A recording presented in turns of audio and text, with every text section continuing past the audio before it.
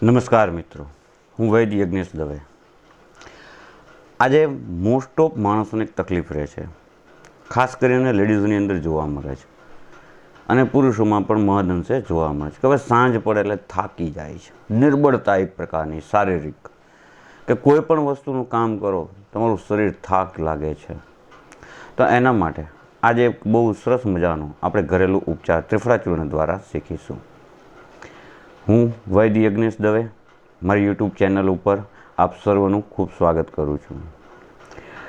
જો ત્રિફળા ચૂર્ણ લીધા પછી દૂધ પીવામાં આવે તો શરીરની નિર્બળતા દૂર થઈ જાય છે.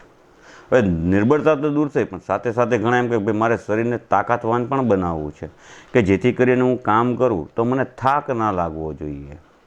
તો એના માટે તે ત્રિફળા ચૂર્ણ ઘી અને સાકર, ક્રિસ્ટલ સાકર ને ઓલી દેશી ગાંગડા આપણે સાકર આવે છે, એ આખી સાકર જેને કહેવામાં આવે છે, એની સાથે જો ત્રિફળા ચૂર્ણનું એટલે કે ત્રિફળા ચૂર્ણ, ઘી અને સાકર આ ત્રણેયનું મિશ્રણ કરી અને જો સવારે અને સાંજે 2 ટાઈમ લેવામાં આવે છે તો શરીર તમારું બળવાન બને છે, શરીરની અંદર બળની વૃદ્ધિ થાય છે અને કામ કરવાનો જે થાક લાગે છે તમને સાંજ પડે અથવા તો કોઈ પણ પ્રકારની શારીરિક નબળાઈ હોય છે એ દૂર થઈ અને શરીરને બળ પ્રદાન કરે છે.